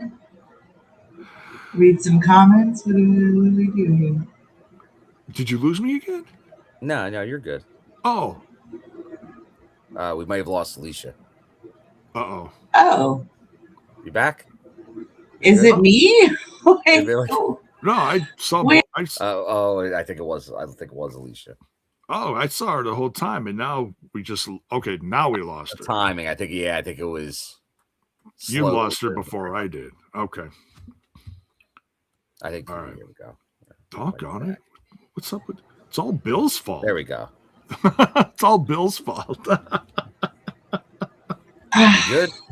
Yeah, I guess. I don't know. I didn't even realize. I'm sitting here talking so what should we talk about while we're waiting for Jay? And apparently Jay came back and I was the one who wasn't around. So who knows? Right. Yeah, you're like, so what should we talk about? I'm like, what do you mean? What are we talking about? We're talking about the next segment. So your name had popped up, but there was no block, and then Jay, Bill's talking to you, but I'm like, wait a minute, and then I realized that I don't know what's going on, and my brain's not working to the undead realm. It's I don't know if it's because it's all we're having lightning storms and stuff, so it's yeah. I don't know how often it keeps cutting out and stuff. Well, we're all here, so let's just. All right, made it back. Yeah. Let it roll. All right, so now we're in and out quicker than in a EC3 and EY match. Right? Yeah, this did not last. The aftermath, the brawl, a hot minute lasted longer.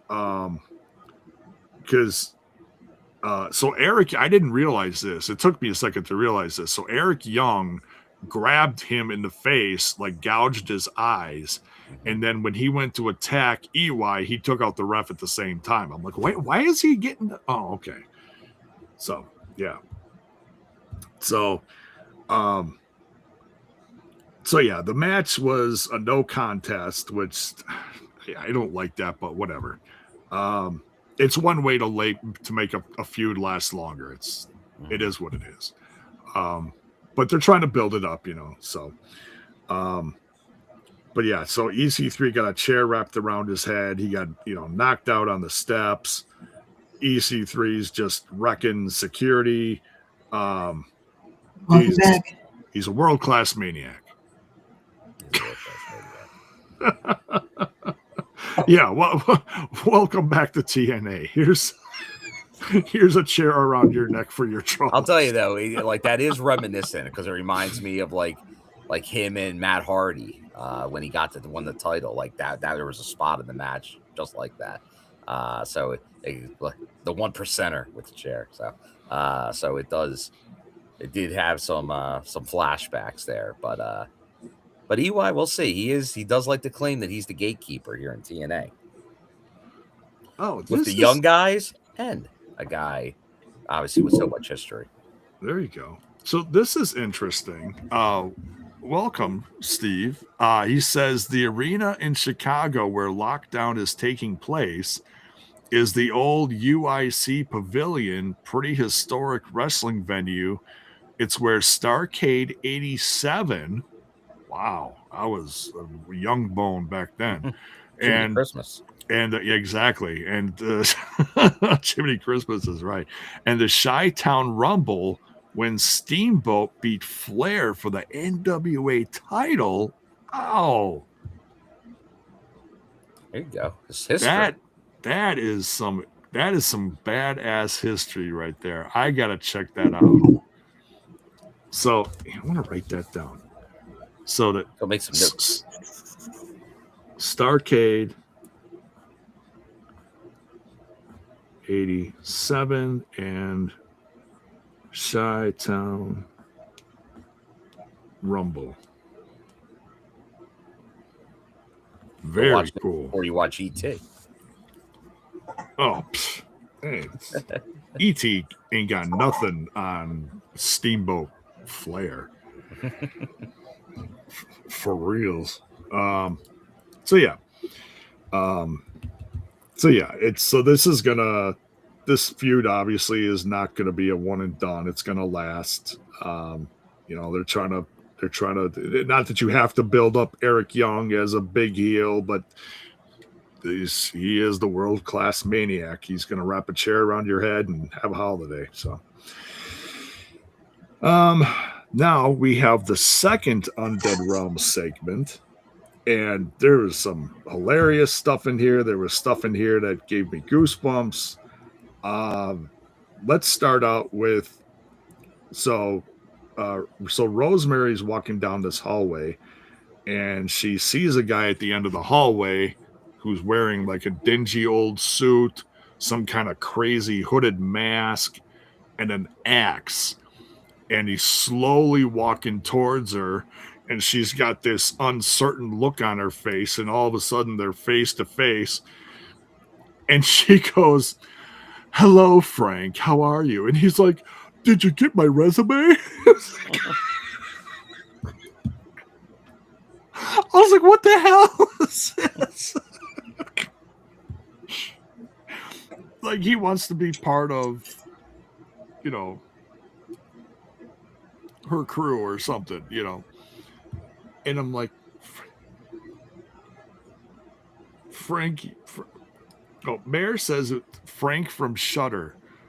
And I'm like, Frank who? Well, did you notice all the Shudder references?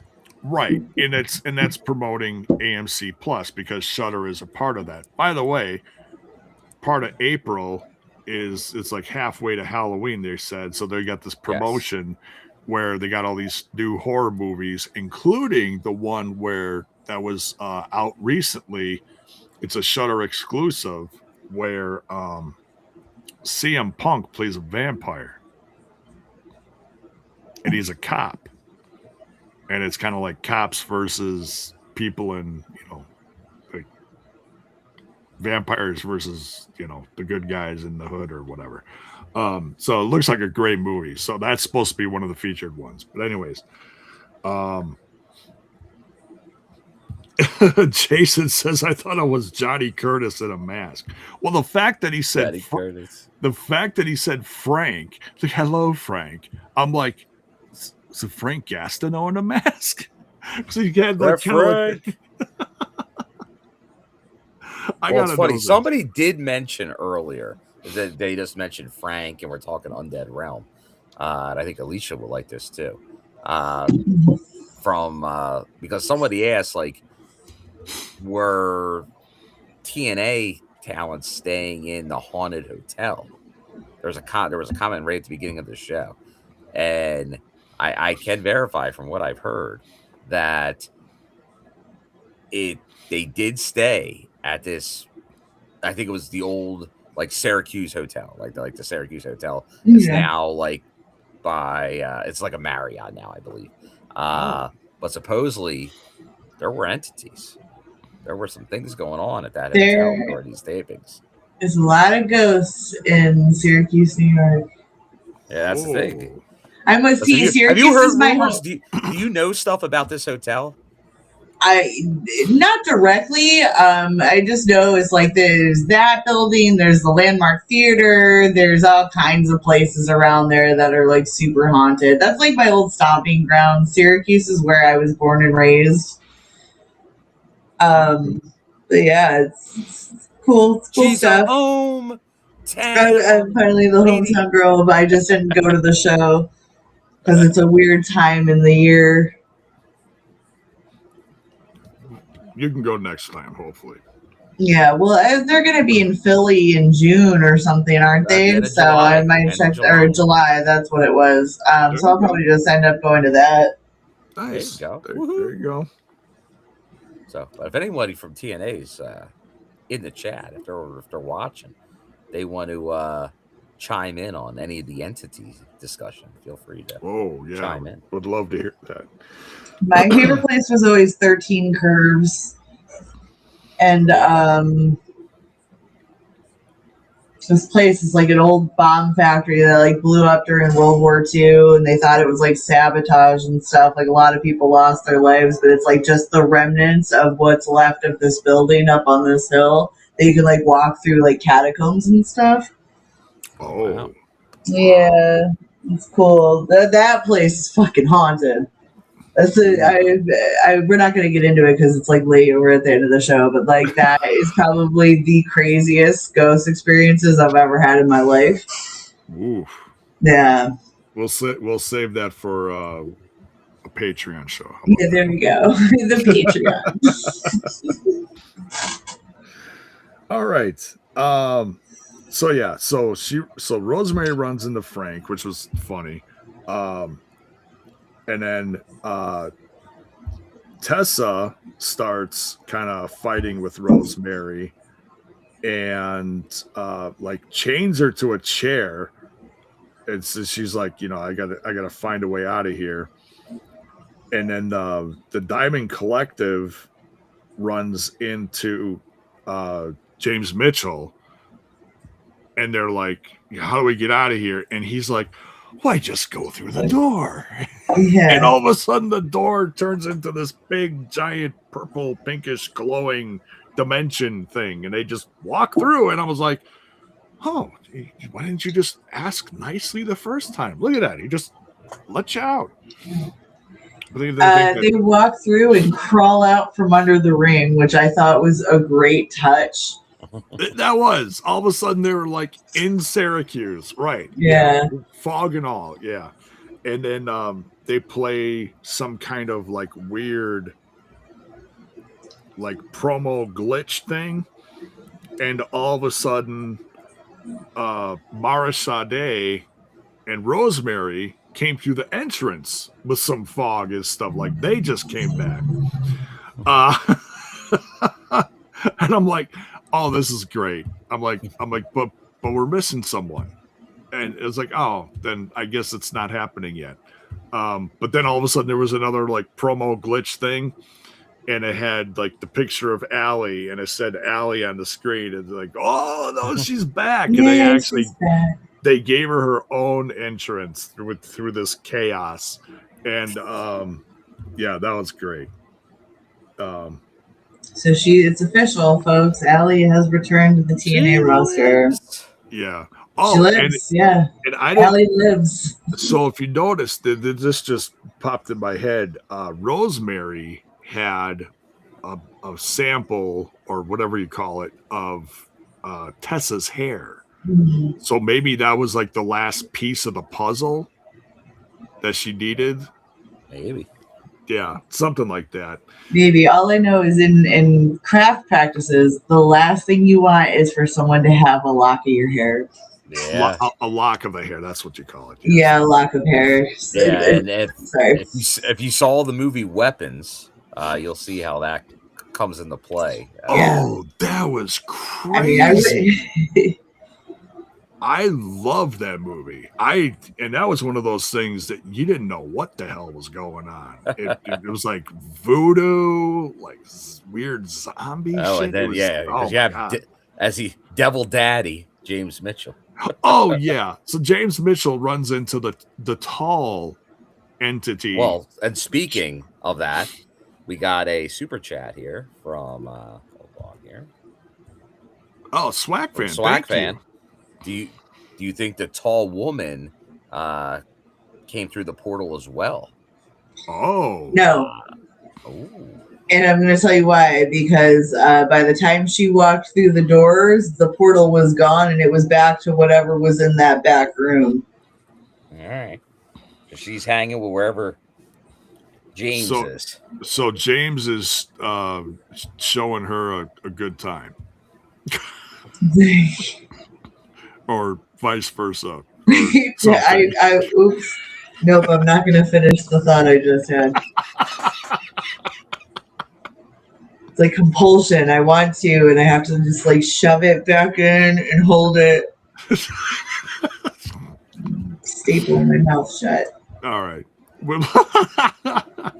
But yeah, I think we're all very curious as to who she was. But the fact that she had a moment with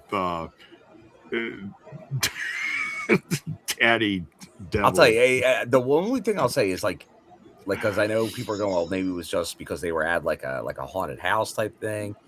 It feel like that's she was so heavily featured. I don't know. I'm not sure, but it would seem like they gave a lot of TV time to somebody there in that world. Yeah. To not have any real end game. She's part of the entrance video too. She's one of the clips. It's like her silhouette with the horns and stuff. Yeah. She's a deity, excuse me, I keep saying it wrong. That's like supposed to be her representation of like the goddess of the undead realm kind of thing. Okay. We're going there. It's like we're Degrassi. Okay. Well, it's like, with a Rosemary storyline, it's always going to go somewhere good. And it's like, when in doubt, just have Rosemary do anything, and it'll be a million times better. Oh, it's money. Yeah. It's because she just gets it, and her segments always land. It's like, it doesn't even matter who's in them. It's always going to be like, damn, that's fucking cool. Rosemary's awesome. Absolutely. Yeah, her charisma shines through in whether it's talking to someone from the past like Abyss or Crazy Steve, or talking to one of the newer knockouts like Mara Sade, because now it seems like Mara Sade is aligned with Rosemary and Allie's back. So, and I'll tell you, we talk of times like with the knockouts, and we've said that we think Mara Sade has a very good future here in TNA. Look at who she's been aligned with now. She was aligned with the Hardys. That usually gets you in a good spot. Yeah. On Slater, Hardy. But now Rosemary, like these are winning combinations. So she's in a very good spot within the company. Like that makes me think, obviously they think very highly of Mara Sade and her future potential here in the company. I think she's got that it factor. She's got a great personality. She's versatile. I mean, it seems like you put her anywhere, she tends to adapt to it. She looks great in the ring. She's got a cool look. She's young and fresh to the business, and I just think she's on a rise. You know what I mean? Yeah, the fact that at first I was like, there can't be putting her with Rosemary. Like, I didn't get it. But now we've seen it for like a few weeks where she's been in there. She is hanging out. She's even communicating with Allie now. And this is before Allie came back tonight. But Allie was so excited. Oh, you can see me? So maybe it means that either it was just part of the process of bringing Allie back that Mara could see her, or there's something with Mara Sade, like maybe she's got a link to the undead realm that hasn't been. Are you saying she's got the shining? She's got the shine. She got that shine. She got that shine. She's got. Maybe she has something that. She's got something that has not been revealed yet. Some kind of link to the undead realm, because she seems to be pretty chummy with Rosemary. She handled that well, a little too well for someone who's never been there. Right? She was just at home, like, oh hey, Oh hey, business as usual. It's like Diamond Collector's having the worst week of their lives, and this is like Tuesday for me. That'd be cool. That would be cool if they. I mean, we're giving them too much credit to go that deep into it, but you never know. If they could explore that she's like some fairy fae type.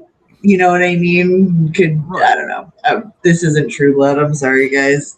Well, no, but I mean, the books were better. Look at what happened to Allie, and she disappeared, and look at where we're at now. How many years later, and she's back, and we had to go through this whole thing with the 7 deadly sins to bring her back. I mean, I don't see there's nothing off the table here. Seriously. Wouldn't it be cool if we got Kiera back? Oh, Kiera. And we got Tessa there to say Kiera. So that's fantastic. But we got a Bell's boy here. Super chat. Oh, wow, guys. You guys are rolling them tonight. Thank you. Like he was responding to Jason Michael here. It was me. I said Alios Tessa for losing the Knockouts title to her at Redefined in 2018. Oh, there you go. Now the TV home for TNA. This will do wonders for the Undead Realm. It does seem like a perfect thing for AMC. Go ahead, Alisha. Wait, so you just said that. What did I? Wait, so Allie dropped the title to Tessa? Yes, the Knockouts. Oh, that explains why Tessa's in the Diamond Collective have a target. Oh yeah, it's so if they're tying all that together, wow. And they went way out of their way to make sure that it was Allie going after Tessa, whereas the other 4 ladies were occupied. It wasn't Rosemary going for Tessa.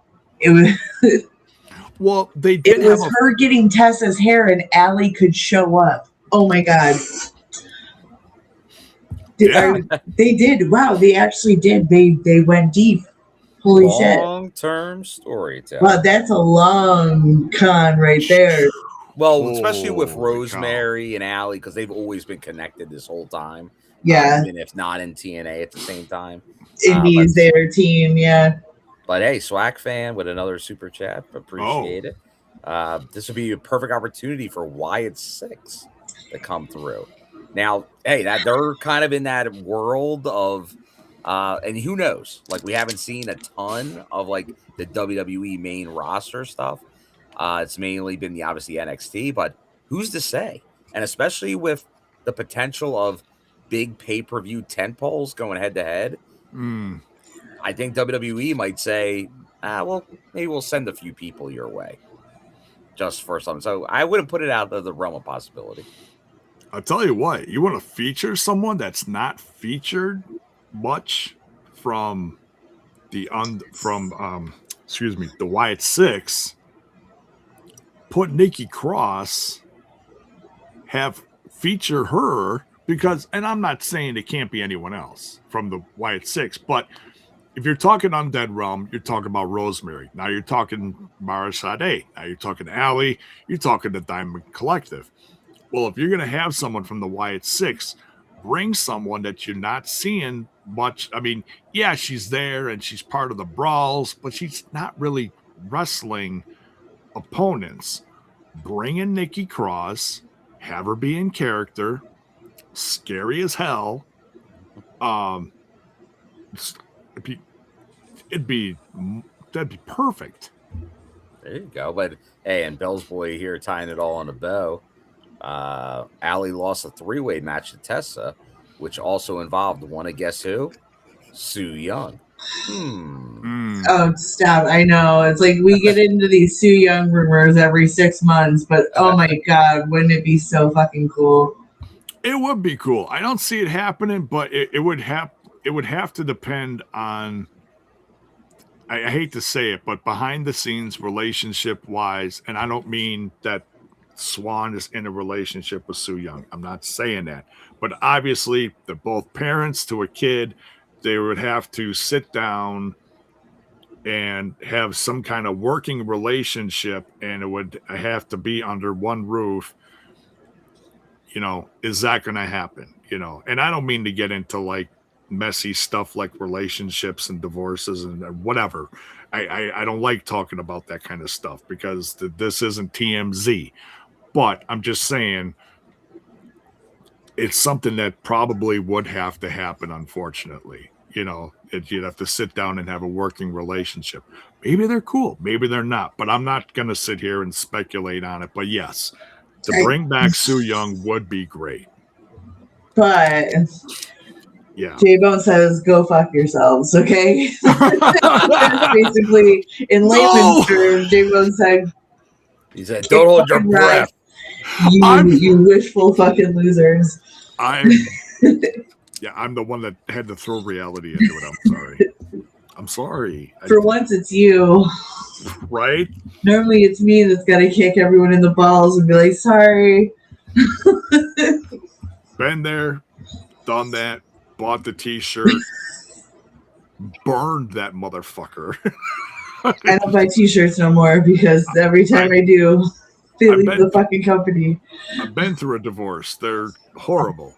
And it's something that's going to be a part of my life till the day I die, unfortunately. So it is what it is. Whatever. At least you got a cool wife now. I do. I have an amazing. She is my rock. Mrs. Bone is the best. And yeah, life is good. We were just celebrating like a month ago. We realized that we'd been together between becoming friends, dating, and being married. We've been together now a total of 16 years, and it's common love. It's no, we actually got married. Yeah, I know that. But, I'm just saying, if you weren't though, right, you'd be common love. Right. I don't know if that is a thing in Wisconsin. I know it used to be. It's not everywhere, yeah. Yeah. It should be. But whatever. Not everything has to have a title. It's each their own. But we're married. We're happy. Right, babe? Babe? Silence. Crickets. Leave me hanging here, honey. Son of a gun. Babe, would you love me if I was a worm? Would you still love me? It was a worm. Oh, yeah. A little taste of what my husband has to deal with. Silence is golden. All right. The hell are we talking? Yeah. So, yeah, great stuff from the Undead Realm. The official return of Allie. Everyone's back in TNA. And they all just happened to show up in Syracuse. So I loved it. But Bill, you were there live. How did it come off live? Did you like that? Yeah, no, I thought it came off very well live. Because I think it was like splitting it up worked well. Because that was like I said, if there was a critique from Rebellion, it was putting the expanded Undead Realm segment right before the Hardys match.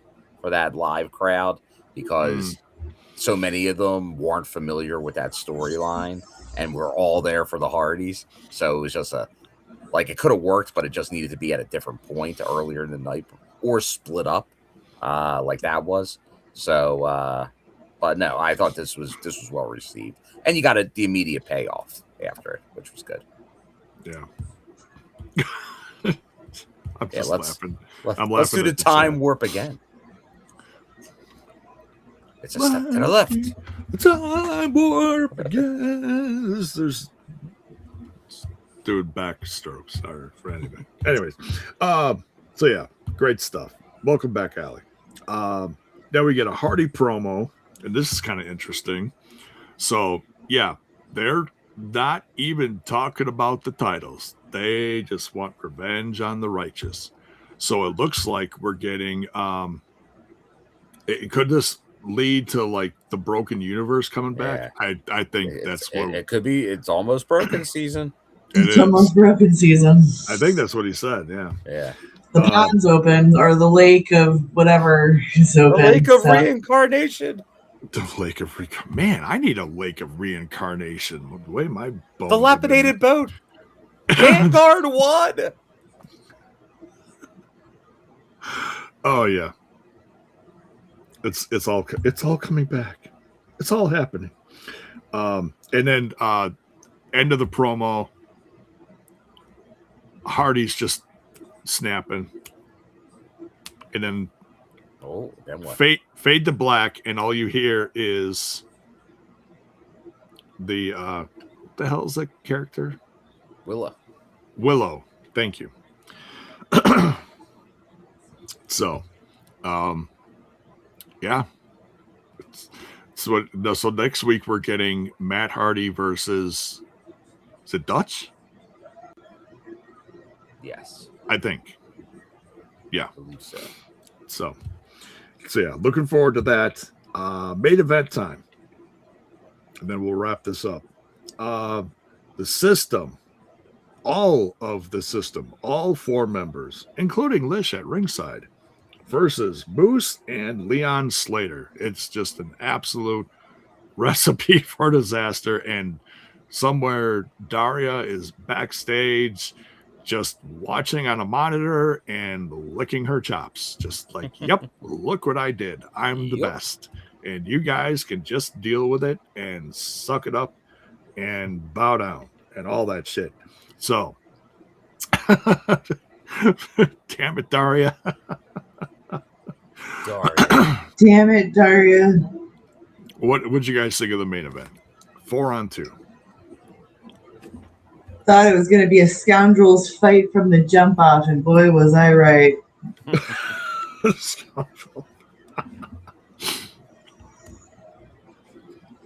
Yeah, like it was like obviously 4-on-2, and especially that you have where it's going right now. Like the system isn't going to lose with a 2-man advantage. But obviously it's like, well, how much can they take? What's going to happen here? And in the end, you see like, because obviously like Cedric, he gets the pin over like Leon. So like obviously they had a hell of a match at Rebellion. So he wants that. That's not over. That's not over. He's still gunning for the youngest in charge. Yeah, get me. Yeah, we got you. They got you. Yeah, Moose even had a rough night at the office. Man, he took a Boston knee party to the back of the head, knocked his ass out. A little wild times. Just like I said, be careful what you wish for, especially with Daria in charge, because she's a suit. She'll flip it on you and make you pay, and they did. But yeah, wild episode. Great fallout from Rebellion. New champs. We get what is kind of, I guess you could say, the period at the end of the sentence to the whole Undead Realm stuff. Kind of felt like it was heading that way, especially with the promo that they put out on social media. It looked like, wow, it looked like a movie poster. It looked amazing. So I felt like something big was really going to happen. And we got I think the feud's not over. You know, this feud's just begun. We're going to get the 3-on-3. Allie's back. But now it's here. It's not going to happen in the Undead Realm, at least for now. So yeah. And Father James Mitchell, he's going to be busy for a while, I guess. With Miss tall, dark, and gypsy looking whatever. There you go. If she debuts as a wrestler, that's the shirt. Tall, dark, and gypsy. Tall, dark, and gypsy. Yes. No, because that's an offensive term. Is it? No gypsy. Yeah, guys. Oh, well, my bad. I didn't mean to offend anyone. How about tall, dark, and undead? No, tall, dark, and devil daddy. Devil daddy. There you go. Featuring the devil daddy. I don't know. Anyways, but that's the episode. Loaded show. Great wrestling. Great storytelling. TNA does it's chef's kiss. This episode is just a chef's kiss. So thank you for all who joined us for this and who joined the live reaction as well. final thank you. I got to give a shout out to who left the comments on one of our recent episodes earlier in April, and it's someone from the armed forces giving a shout out from the 4th Fleet, and I looked that up, and it's from America's one of America's finest, the Navy. So our good wishes, prayers, all of the above out to anyone serving right now during these times. We thank you for watching. We thank you for the sacrifice that you're giving for this nation of ours, that we can do the things we do like this. So thank you so much from all of us. And just wanted to end the show on that. And, a little more of a serious note, because we're always, cracking jokes and stuff. But thank you so much for watching and supporting us, because we're always going to support you and what you do. So much love, everyone. You guys know what to do on your way out. Smash that like button, smash that sub button, ring that bell for notifications. Why? So that you know when more of our content hits your screen. Take care. We'll see you guys next week.